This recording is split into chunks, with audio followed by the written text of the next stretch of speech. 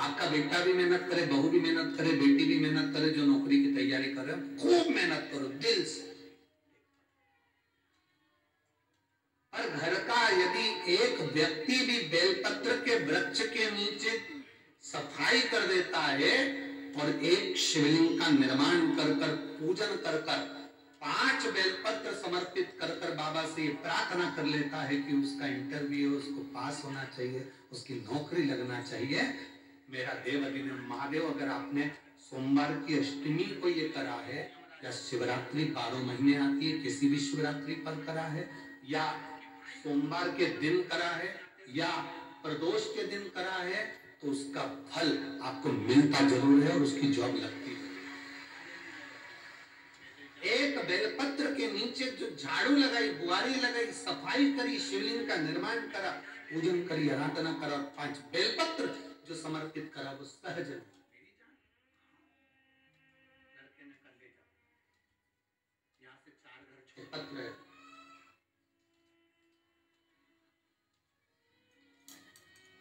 Surgeon में रखो, आपको रखना हो अपने पास तो रखो, नहीं तो उसको उठाकर विसर्जन। जमीन पर रखना चाहिए। एक बेलपत्र लांघने पर कितना दोष है, ये शिव महापुराण में हम पहले वर्णन कर चुके हैं।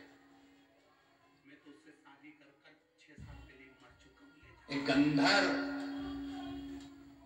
राजा के बगीचे से फूल तोड़ने के लिए आता था चुपचाप से, तो राजा ने बेलपत्र बिछा दी थी और गंधर्व उसको लांघ गया था, तो वो अपनी गंधर्व के तत्व से वंचित हो गया।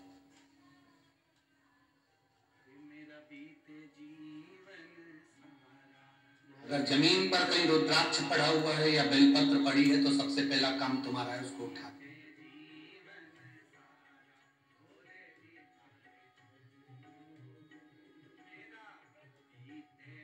पहली फुर्सत में। आज बहुत अच्छी बात आप लोगों के लिए अपने हृदय में उतार कर रखिएगा। आपको लगे कि आपका बेटा सरकारी नौकरी की तैयारी का प्यारा शोर मचाओ,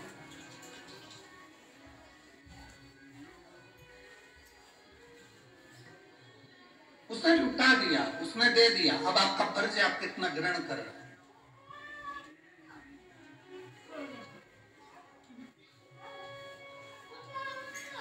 शिव महापुराण में संवाद आता है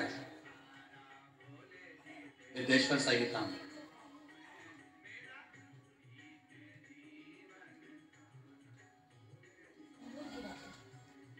देवऋषि नारद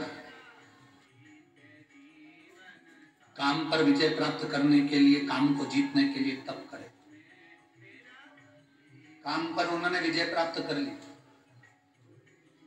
सबसे पहले विजय प्राप्त कर कर वो कामदेव पर विजय प्राप्त कर कर शिव जी के पास गया, क्योंकि शंकर भगवान की समाधि कामदेव ने तोड़ दी थी। कामदेव ने समाधि तोड़ी थी, इसलिए सबसे पहले उनके पास गए कि तुम काम को नहीं जीत पाए, मैंने काम को जीता। शिव जी ने हाथ जोड़कर देवऋषि नारद से कहा कि आप काम को इसलिए जीत लिए क्योंकि आप देवऋषि नारद, संत, साधु, गुरु, सन्यासी, तपस्वी, साधक, उपासक, ये कुछ भी जीत सकते, मना नहीं है। हम आपको प्रणाम करते हैं कि आपने काम को जीत लिया। शिव जी ने नंदी से कहा कि एक रुद्राक्ष की माला लाओ। रुद्राक्ष की माला शंकर भगवान ने देवऋषि नारद के गले में पहना दी।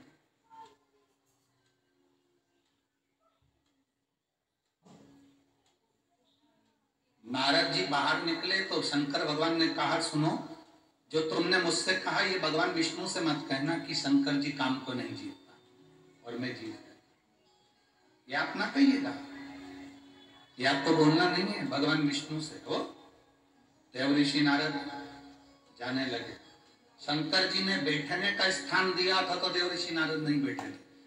बाहर निकलते से रुद्राक्ष की माला को निकालकर जमीन पर फेंक दिया देवऋषि नारद।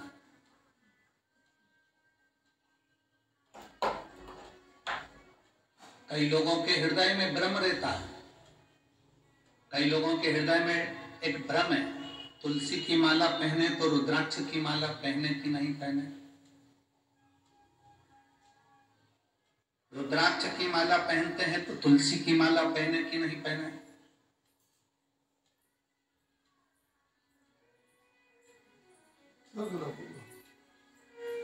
गाड़ी से चले गए।